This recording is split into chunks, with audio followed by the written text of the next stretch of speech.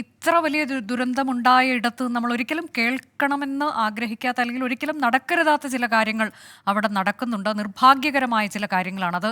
അതിലേക്ക് കൂടി നമ്മൾ പോകേണ്ടതുണ്ട്. ചൂരൽ മലയിലെ അടച്ചിട്ട വീട് കുത്തി തുറന്ന് മോഷണം നടന്നു എന്നുള്ളതാണ് ആ വാർത്ത. ബെയിലി പാലത്തിന് സമീപം ഇബ്രാഹിമിന്റെ വീട്ടിലാണ് മോഷണം നടന്നത്. രേഖകളും പണവും ഉൾപ്പെടെ നഷ്ടമായി. ഇതിപ്പം ഇവിടെ 2 പൂച്ചയുണ്ട്. ഞങ്ങൾ അന്ന് രാത്രി തന്നെ ഈ അപകടം നടന്നു ഇവിടുന്ന് കുട്ടികളൊക്കെ രക്ഷിച്ച് 3 പേര് നമ്മൾ വീട്ടിൽ നിന്ന് തന്നെ മരിച്ചുപോയി. താഴത്ത് വീടുണ്ടായിരുന്നു. ഒരു 40 ദിവസമായ ഒരു പ്രായമുള്ള ഒരു കുഞ്ഞും അതിന്റെ തള്ളയും അതിന്റെ ഒരു മോനെയും രക്ഷപ്പെടുത്തിയിട്ട് ഞങ്ങൾ പോയത്.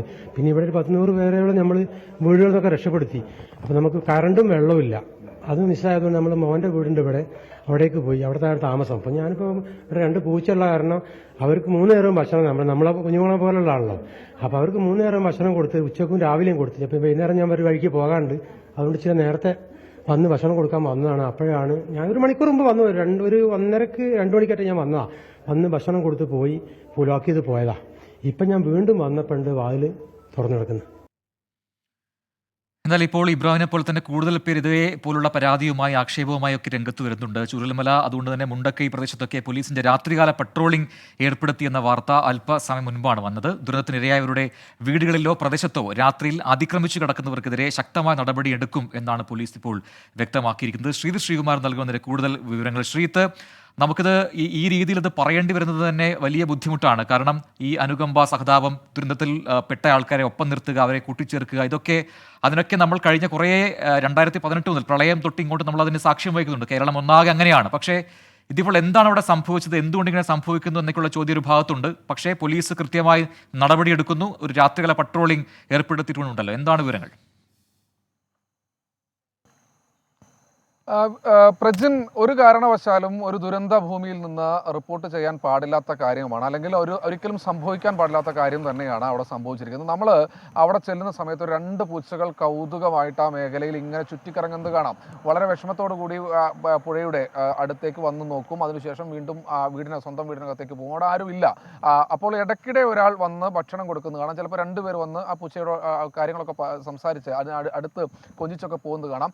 പിന്നീടാണത് ഇബ്രാഹിം ആണെന്നും ഇങ്ങനെ ഒരു വിഷയം അവിടെ നടന്നിട്ടുണ്ട് എന്നും നമ്മൾ മനസ്സിലാക്കുന്നത്. അതിൽ ഏറ്റവും എടുത്തു പറയേണ്ടത് ബെയിലി പാലം, സൈന്യം നിർമ്മിച്ച അഭിമാനം, മലയാളിയുടെയൊക്കെ ഭാരതത്തിൻ്റെയൊക്കെ അഭിമാനമായി സൈന്യം ഒരു ദുരന്ത ഭൂമിയിലേക്ക് ഒരു പാലം നിർമ്മിച്ച് ഏതാണ്ട് 35 മണിക്കൂറിന് ഉള്ളിൽ തന്നെ ഒരു പാലം നിർമ്മിച്ച് അങ്ങനെ ആ പാലത്തിന് അടക്കം സൈന്യത്തിൻ്റെയും പോലീസിൻ്റെയും ഒക്കെ സാന്നിധ്യം ഒരു മേഖലയിൽ നിൽക്കുമ്പോഴാണ് ഇത്തരം ഒരു വിഭാഗം ആളുകൾ, ഒരു വിഭാഗമെന്ന് മാത്രമേ പറയാൻ കഴിയുള്ളൂ, എല്ലാവരും മനസാക്ഷി മരവിച്ചവരൊന്നുമല്ല, ഇത്തരം ക്രൂരത കാണിക്കുന്ന ആളുകളൊന്നുമല്ല. ഇന്ന് അദ്ദേഹം പക്ഷേ ഇബ്രാഹിം ഉച്ചയ്ക്ക് വീട്ടിലേക്ക് വന്ന് നോക്കുമ്പോഴാണ് അവിടെ ആ മേഖലയിൽ വീട് കുത്തി തുറന്ന നിലയിൽ കാണപ്പെട്ടത്. വീട്ടിൽ 60,000 രൂപയുണ്ടായിരുന്നു, നിർണായകമായ ചില രേഖകൾ ഉണ്ടായിരുന്നു എന്നൊക്കെ പറയുന്നുണ്ട്.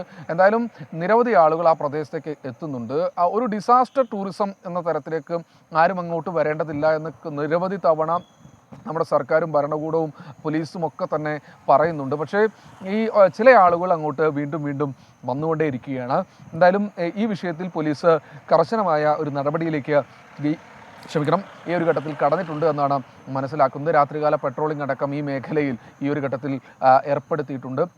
ഇബ്രാഹിമിൻ്റെ പരാതി പോലീസിന് എഴുതി നൽകിയിട്ടില്ല എന്നാണ് മനസ്സിലാക്കുന്നത്. പക്ഷേ പോലീസ് അതീവ ഗൗരവത്തോടു കൂടി തന്നെയാണ്. കാരണം ഒരു ദുരന്തം നടന്നൊരു മേഖല, കുറേ ആളുകൾ ഒലിച്ചുപോയി, കുറേ ആളുകൾ ഇപ്പോഴും എവിടെയാണെന്നറിയില്ല, മണ്ണിനടിയിൽ പോലും മനുഷ്യ സാന്നിധ്യം ഉണ്ടോ എന്ന് വളരെ കൃത്യമായ രീതിയിൽ പരിശോധിക്കുന്നൊരു സമയത്ത് ഇത്തരം കൃത്യങ്ങളിൽ ഒരു മോഷണം എന്ന തരത്തിൽ അല്ലെങ്കിൽ ഒരു കൊള്ളയടി എന്ന തരത്തിൽ കൃത്യങ്ങൾ ഏർപ്പെടുന്ന ആളുകളെ കൃത്യമായി കണ്ടെത്തണം. അതിൻ്റെ ഭാഗമായി ഒരു പെട്രോളിംഗ് ഏർപ്പെടുത്തി രാത്രി കാലങ്ങളിൽ ഒരു കാരണവശാലും ചൂരൽ മലയിലേക്ക് ആരും വരേണ്ടതില്ല. അത് രക്ഷാപ്രവർത്തനമൊക്കെ അവസാനിപ്പിച്ച് 6 മണിയോടുകൂടി മടങ്ങിക്കഴിഞ്ഞാൽ കൃത്യമായ രീതിയിലുള്ള പോലീസിൻ്റെ ഒരു സാന്നിധ്യം ആ മേഖലയിൽ ഏർപ്പെടുത്തുന്നുണ്ട്. അത് എല്ലാ മേഖലയിലും പുഞ്ചിരിമട്ടത്തേക്കൊക്കെ പോലീസ് ഏതാണ്ട് ആ മേഖലയിൽ ആ മനുഷ്യ സാന്നിധ്യം ഇപ്പോൾ ഇല്ല എന്ന് ഉറപ്പിച്ചിട്ടുണ്ട്. പക്ഷേ വീടുകൾ ഇപ്പോഴും പലതും അടച്ചുറപ്പുള്ള വീടുകളുണ്ട്, കാര്യമായി കേടുപാടുകൾ സംഭവിക്കാത്ത വീടുകളുണ്ട്. ആ മേഖലയിലൊക്കെ തന്നെ കർശനമായ ഒരു പരിശോധനയിലേക്ക് കടക്കാൻ തന്നെയാണ് പോലീസിൻ്റെ തീരുമാനം. എന്തായാലും ഇതൊരു കാരണവശാലും അംഗീകരിക്കാൻ കഴിയില്ല.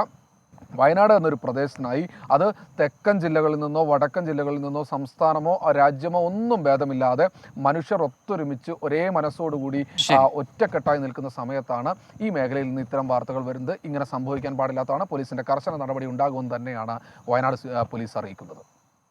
ശ്രീകുമാറിനാണ് വിശദാംശങ്ങൾ നൽകിയത് മുണ്ടക്കയിൽ നിന്നും.